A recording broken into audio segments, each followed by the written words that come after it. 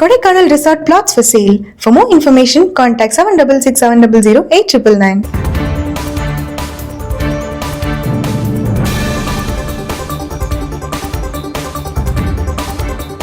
நேயர்களுக்கு வணக்கம். இன்று நம்மோட நயனி சித்தர் ஐயா அவர்கள் இணைஞ்சிருக்காங்க. சனி வக்கர பயிற்சி பலன்களை பற்றி 12 ராசிகளுக்கான பலன்களை பற்றி ஐயாட்டத்தை கேட்டு தெரிஞ்சுக்கலாம். வணக்கம் ஐயா. வணக்கம்மா. நேயர்களுக்கு வணக்கம். நேற்றைய தினம் ஜூலை 13 சனி வக்ர பயிற்சி ஆயிருக்காரு. ஸோ வக்ரம் அப்படின்னாவே தன் நிலையிலேருந்து அப்படியே ரிவர்ஸான பலன்களை கொடுக்கறதா சனி வக்ரம் அப்படிங்கிறது. இதை நம்ம அறிவியல் ரீதியாக பார்த்தோம் அப்படின்னா இருந்த இடத்துல அது சுழற்சியை கொடுக்கறது.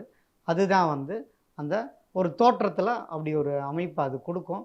நின்று நிதானமாக தான் திரும்ப வந்த வேகத்திலேருந்து ரிவர்ஸ் ஆகக்கூடிய ஒரு தன்மையை கொடுக்கறதான் சனி வக்ரம் அப்படின்னு பொதுவான கருத்து இருக்குது. இந்த பலன்களை பொறுத்த வரைக்கும் இது வரைக்கும் இந்த சனிப்பயிற்சி மார்ச் 29 சனிப்பயிற்சி ஆனது. அதிலிருந்து இப்போ அவர் வக்ரம் ஆயிருக்காரு. ஸோ அதோட பலன்களை மேசத்தில் இருந்து 12 ராசிகளுக்கும் மீனம் வரைக்கும் பலன்களை உங்களுக்கு டீட்டெயிலாக நான் இப்போ சொல்கிறேன். இப்போது முதராசி மேஷத்துக்கு எப்படி இருக்குங்க ஐயா சனி பயிற்சி? மேசராசியை பொறுத்த வரைக்கும் பிடிவாத குணம், தான் சொல்கிறது சரிங்கிற எண்ணம், இதெல்லாம் அவங்களோட இயல்பிலேயே இருக்கும். நினச்சதை சாதிக்கக்கூடியவங்க யார் அப்படின்னு பார்த்தீங்கன்னா மேசராசிக்காரங்க தான். இந்த 7 சனி ஆரம்பித்ததுலேருந்து அவங்களுக்கு நினச்ச விஷயங்கள் நடக்காமல் இருக்குது அல்லது தள்ளி போகுது. குழப்பமான மனநிலைகளை ஏற்படுத்தக்கூடிய சூழ்நிலைகள் இப்போ நடந்துகிட்ருக்கு. ஸோ அதனால் உங்களோட சுயத்திலே நீங்கள் இருங்க. நீங்கள் எல்லாத்த விட பெர்ஃபெக்ஷனை எதிர்பார்ப்பீங்க. அப்படிப்பட்ட நல்ல குணம் கொண்டவங்க தான் இந்த மேசராசிக்காரங்க. உங்களுக்கு சின்ன தடுமாற்றங்கிறது இந்த 7 சனினால் ஏற்படும். அதனால் நீங்கள் கவனமாக இருங்க. இந்த வக்ரம் அப்படிங்கிறது 7 சனி விலகி ஒரு நல்ல பலன்களை கொடுக்கக்கூடியதாக இருக்குது.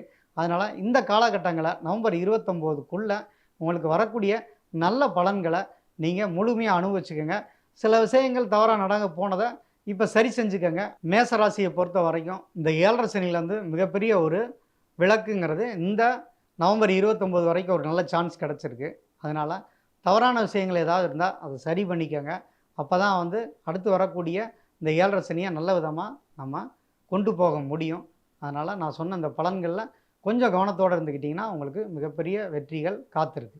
இப்போது மேஷராசிக்கு சொல்லியிருக்கீங்க, அவங்களுக்கான பரிகாரங்கள் எதனா இருந்தால் கொஞ்சம் சொல்லிடுங்களேன். ஏன்னா அவங்களுக்கு தான் அதிகபட்சமான பிரச்சனையாக இருக்கும்னு சொல்கிறீங்க. ஆமாம், மேசராசிக்காரங்க பக்கத்தில் இருக்க விநாயகரை அதிகாலையில் எழுந்திரிச்சு நீங்கள் தொடர்ந்து வழிபட்டுட்டு வாங்க. அது உங்களுக்கு மிகப்பெரிய நல்ல பலனை கொடுக்கும். ஆஞ்சநேயருக்கும் அப்பப்போ வேண்டுதல் வச்சு அதுக்கு நீங்கள் பரிகாரங்கள் பண்ணிக்கோங்க. இது 2 பண்ணிக்கிட்டாவே உங்களுக்கு வரக்கூடிய இடர்கள் நீங்கி ஒரு நல்ல பலன்கள்ங்கிறது கண்டிப்பாக உங்களுக்கு கிடைக்கும். நேர்களே, அடுத்தபடியே 2வது ராசி ரிஷபராசியை பற்றி பார்ப்போம். அது ரிஷபராசிக்கு எப்படி இருக்குது சனி வக்ர பலன்? ரிஷபராசி நேயர்களே, உங்களுக்கு லாபஸ்தானத்தில் இருக்க சனி உங்களுக்கு நல்ல ஒரு பலன்களை உங்களுக்கு கொடுக்க போகிறாரு. அதுக்கான விஷயங்கள் உங்கள் லைஃப்பில் இப்போ நடந்துட்டு இருந்திருக்கும். கல்யாணம் ஆனவங்களுக்கு கல்யாணம், குழந்தை பாக்கியம் இல்லாதவங்களுக்கு குழந்தை பாக்கியம், தொழில் இல்லாதவங்களுக்கு தொழில், இப்படி எல்லாமே ஒரு சிறப்பான பலன்கள்ங்கிறது உங்களுக்கு அமையக்கூடிய நேரங்கிறது வந்திருக்கு. உங்களோட சுய ஜாதகத்தில் நல்ல தசா புத்திகள் நடந்தால் கண்டிப்பாக சுப பலன்கள் எல்லாமே உங்களுக்கு நல்லபடியாக கிடைக்கும். செவ்வாய் புத்தி, ராகு புத்தி, கேது புத்தி, சனி புத்தி நடக்கிறவங்களுக்கு கொஞ்சம் மந்தத்தை ஏற்படுத்தும். இதுக்காக நீங்கள் பயப்பட வேணாம். அது சனி வக்கர நிவர்த்தி ஆன உடனே உங்களுக்கு திரும்ப உங்களுக்கு ஒரு நல்ல பலன்கள் எல்லாமே உங்களுக்கு தேடி வரும். அதனால் நீங்கள் மனசை தளர வேணாம். உங்களுக்கு கண்டிப்பாக நல்ல நேரம் இருக்க போகுது. இப்போ வரக்கூடிய நேரங்களில் கொஞ்சம் கவனத்தோடு இருங்க. வேறு ஒன்றும் உங்களுக்கு எந்த ஒரு பாதிப்பும் வராது. ரிஷபராசிக்கு பரிகாரம் அப்படின்னா உங்களுக்கு எல்லாமே நல்ல ஒரு நிலையில் தான் வராரு. அதனால் இஷ்ட தெய்வம் வழிபாடு ரொம்ப நல்லது. ரிஷபத்துக்கு அதிபதி அப்படிங்கிறது சுக்கிரன் தான்.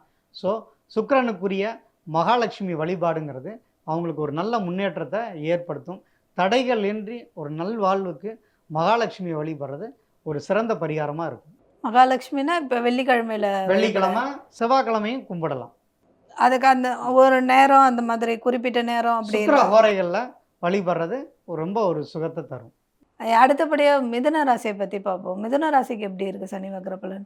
மிதுனராசி நேயர்களே, உங்களுக்கு சனி வக்ரம் அப்படிங்கிறது 10ஆம் இடத்துல இருந்த சனி, கர்ம சனியாக இருந்தவர் இப்போ உங்களுக்கு 9ஆம் இடத்து சனியோட பலன்களை அவர் கொடுப்பார்.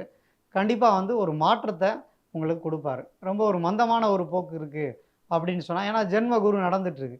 அதனால் ஜென்மத்தில் குரு நடந்தால் அதிகமான கஷ்டங்களையும் மனத்துயர்களையும் கொடுத்துட்டு இருந்தது.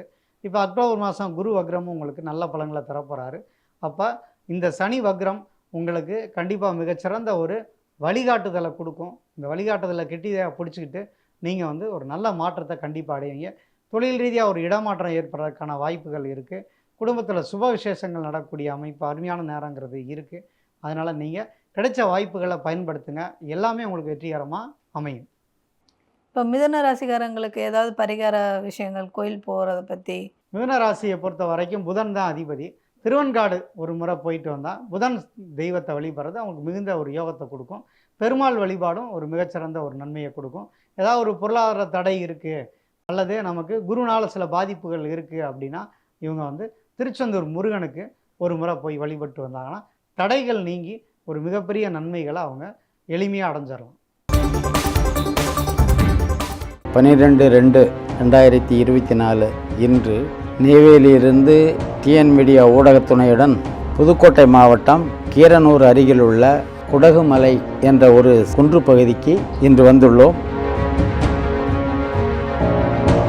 இந்த பாழிகள் பெரும்பாலும் தமிழகத்தில் மட்டும்தான் அல்லது தமிழகத்தை ஒட்டி கன்னடம் ஆந்திர பகுதிகளில் இருக்கலாம். வட இந்திய பகுதியில் ஒன்று கூட இவ்வாறான பாழிகள் இல்லை. ஒரு பாழியை ஒட்டி ஒரு குலதெய்வ கோயில் இருக்கிறது, திருதெய்வ வழிபாடு கோயில் இருக்கிறது என்றாலே அந்த இடம் ஆசிவக பெரும்பள்ளி நடந்த இடம் என்பதற்கு இதுதான் சான்று.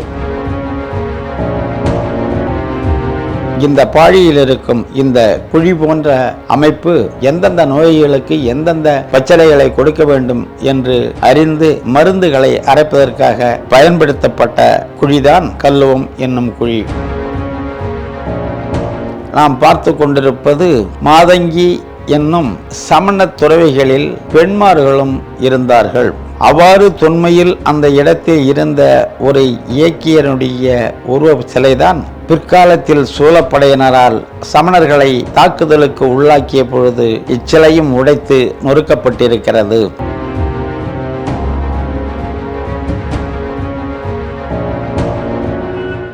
இந்த பாழியை தேடிய பயணங்கள் என்ற உரையாடலில் எனது வணக்கத்தை உரித்தாக்குகின்றேன். டிஎன் மீடியா ஊடகத்தைச் சேர்ந்தவர்களோடு 12/2/2024 அன்று பயணத்தை புறப்பட்டோம். துவக்கம் திருச்சியிலிருந்து புதுக்கோட்டை போகும் வழியில் புதுக்கோட்டையை ஒட்டி முதலாக குடகுமலை என்ற பாழியை நாங்கள் ஆய்வு செய்தோம். இந்த குடகுமலை பாழிக்கு போகும்போது இங்கே போட்டிருக்க சமண சின்னம் குடகுமலை தென் திருப்பள்ளி மலை என்று அந்த பெயர் பலகையை பார்த்திருப்பீர்கள்.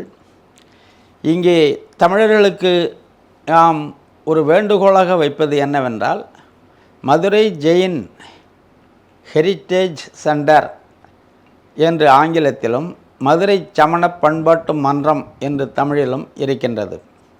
ஒரு பெயர் முருகன் என்றால் அவன் தமிழில் எழுதினாலும் முருகன்தான், ஆங்கிலத்தில் எழுதினாலும் முருகன்தான், எந்த மொழியில் எழுதினாலும் முருகன் என்று தான் எழுத வேண்டும் பெயர் சொல்.